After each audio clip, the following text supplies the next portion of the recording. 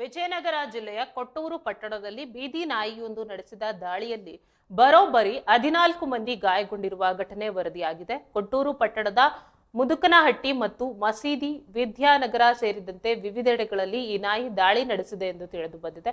ಈ ಘಟನೆಯಿಂದಾಗಿ ಸ್ಥಳೀಯ ನಾಗರಿಕರು ಭಯಭೀತರಾಗಿದ್ದಾರೆ. ನಾಯಿಯ ದಾಳಿಯ ದೃಶ್ಯಗಳು ಸಮೀಪದ ಕಟ್ಟಡಗಳಲ್ಲಿದ್ದ ಸಿಸಿಟಿವಿ ಕ್ಯಾಮೆರಾಗಳಲ್ಲಿ ಸೆರೆಯಾಗಿವೆ. ಘಟನೆಯ ತೀವ್ರತೆಯನ್ನ ವಿವರಿಸುವ ದೃಶ್ಯಾವಳಿಗಳು ಸಾಮಾಜಿಕ ಜಾಲತಾಣಗಳಲ್ಲಿ ವೈರಲ್ ಆಗುತ್ತಿವೆ. ಗಾಯಗೊಂಡವರಲ್ಲಿ ವೃದ್ಧರು, ಮಹಿಳೆಯರು ಮತ್ತು ಮಕ್ಕಳು ಸೇರಿದ್ದಾರೆ ಎಂದು ತಿಳಿದು ಬಂದಿದೆ. ಗಾಯಾಳುಗಳನ್ನ ತಕ್ಷಣವೇ ಕೊಟ್ಟೂರು ಸರ್ಕಾರಿ ಆಸ್ಪತ್ರೆಗೆ ದಾಖಲಿಸಿ ಪ್ರಥಮ ಚಿಕಿತ್ಸೆ ನೀಡಲಾಗಿದೆ. ನಂತರ ಹೆಚ್ಚಿನ ಚಿಕಿತ್ಸೆಗಾಗಿ ಅವರನ್ನ ಕೂಡ್ಲಿಗಿ ಸರ್ಕಾರಿ ಆಸ್ಪತ್ರೆಗೆ ರವಾನಿಸಲಾಗಿದೆ. ಗಾಯಾಳುಗಳ ಆರೋಗ್ಯದ ಬಗ್ಗೆ ವೈದ್ಯರು ನಿಗಾ ಇರಿಸಿದ್ದಾರೆ ಎಂದು ತಿಳಿದು ಬಂದಿದೆ. ಸ್ಥಳೀಯ ಆಡಳಿತ ಮಂಡಳಿ ಮತ್ತು ಆರೋಗ್ಯ ಇಲಾಖೆ ಅಧಿಕಾರಿಗಳು ಪರಿಸ್ಥಿತಿಯನ್ನ ನಿಯಂತ್ರಿಸಲು ಮತ್ತು ನಾಗರಿಕ ರಕ್ಷಣೆಗೆ ಕ್ರಮ ಕೈಗೊಂಡಿದ್ದಾರೆ. ಬೀದಿ ನಾಯಿಗಳ ನಿಯಂತ್ರಣ ಮತ್ತು ಜನಜೀವನ ಸುರಕ್ಷಿತಗೊಳಿಸುವ ನಿಟ್ಟಿನಲ್ಲಿ ಸೂಕ್ತ ಕ್ರಮ ಕೈಗೊಳ್ಳುವುದಾಗಿ ಅಧಿಕಾರಿಗಳು ತಿಳಿಸಿದ್ದಾರೆ.